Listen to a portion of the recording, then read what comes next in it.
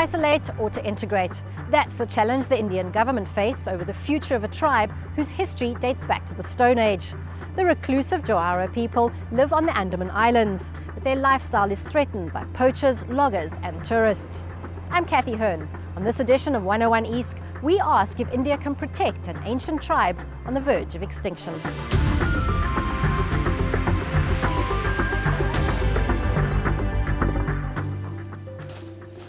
It's a privacy issue, it's a voyeuristic issue. You're basically selling a chance to see other human beings. I don't think that's right at all. We are here to see the Jarawas people, the tribal people, and we are excited to see them like they are not civilized. These are human beings, these are not animals in a zoo. These are not some specimens,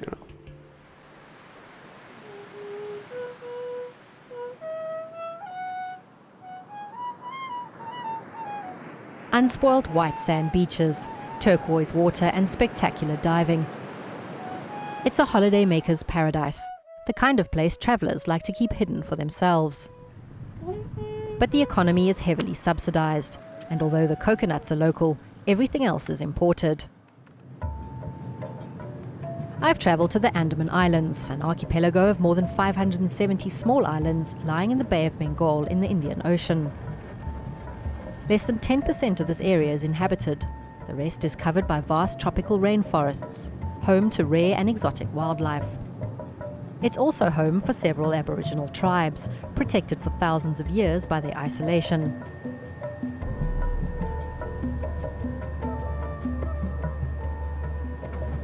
But as tourism develops, this isolation is under threat.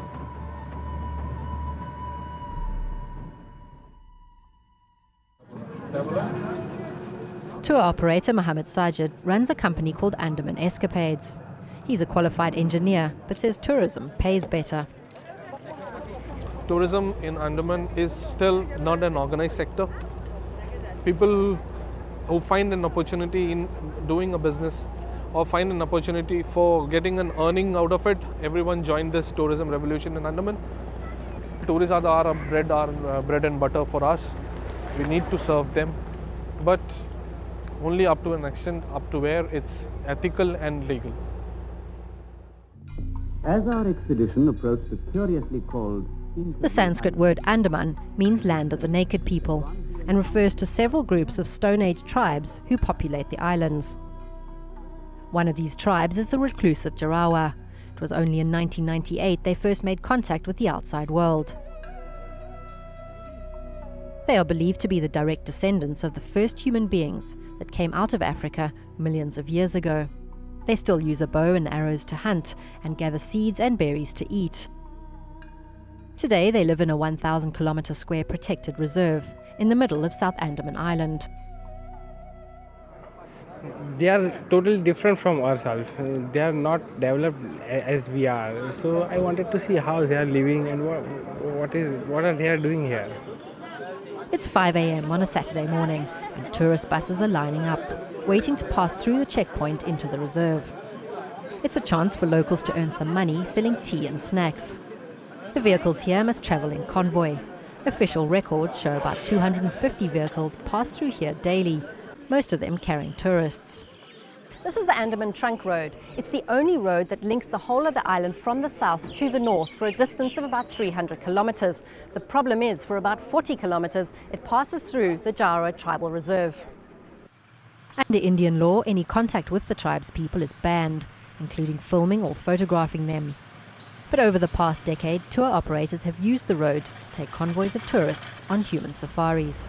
A few tour operators and a few people found it as a money-making opportunity. To take people through to see the Jawas. It was clearly maintained and told to people not to take photographs, not to take pictures. But 100 times you tell them, still they go and take photos from inside, from corner. Now what a driver can do, how can he stop a person taking photos?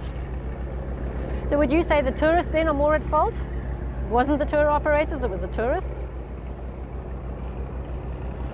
Everyone is equally responsible. Anyone who travels on this particular stretch of Andaman Trunk Road, passing through the Jarawa home, is involved in a safari.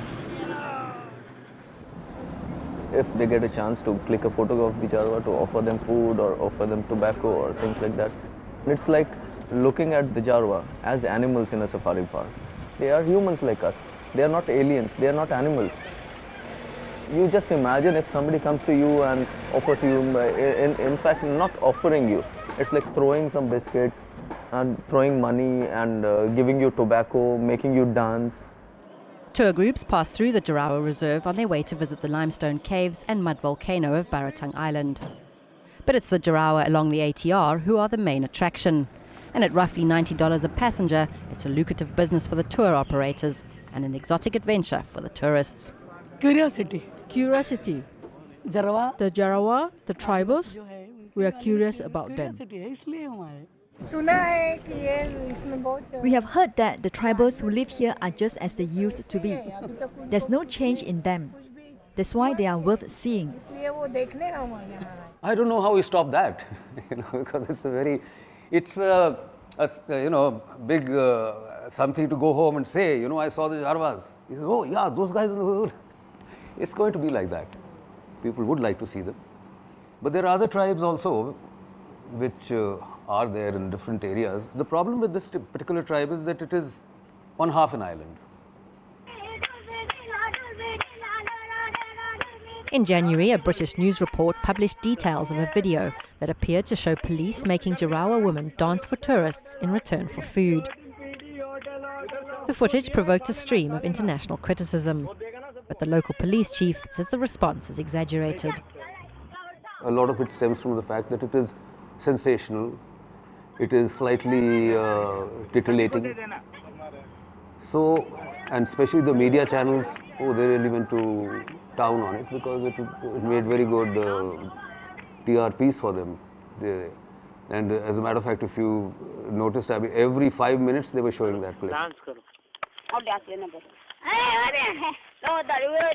Nobody was encouraging. See, when you meet a Jarawa, it is his natural reaction or her natural reaction to dance. And naturally, it did come out in some papers that the police made them dance naked. Well, they're always naked. And I don't think anybody was, forcing them to dance or anything like that. But to say that this is happening all the time and that, I don't think the police is that bored on duty out there. The media uproar reignited a decades-old campaign to have the Andaman Trunk Road, or ATR, closed to preserve the Jarawa's privacy. But for the island's 500,000 other inhabitants, closing the road is not an option. Many trucks use the ATR to transport goods across the island. The ATR is today the lifeline of the Andaman Islands. 200,000 people living outside Port Pier in North Andamans, Middle Andaman, Baratang survive on it for their daily needs. Food, medicine, clothes, cooking oil, everything goes through that road. So we really don't think we are in a position right now to really close the ATR on the Jarawa area. This is despite a 2002 ruling from the Supreme Court of India that ordered the road to be closed. The Andaman administration says it's still appealing the verdict. The debate over closing the road has also triggered discussion over how the Jarawa are treated.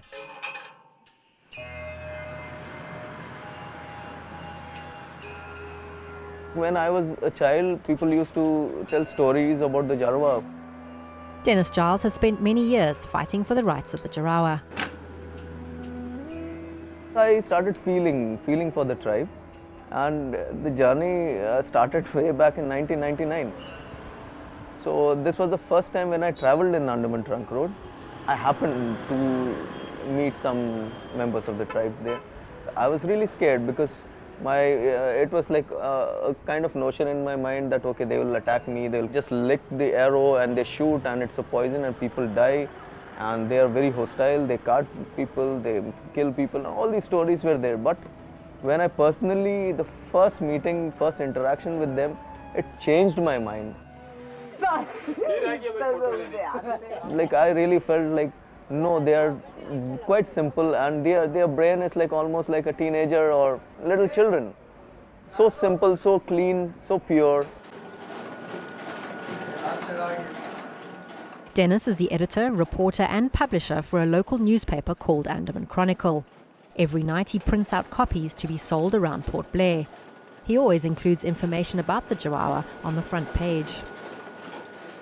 2 years ago, he also started up a small NGO, aiming to raise awareness about the jarawa.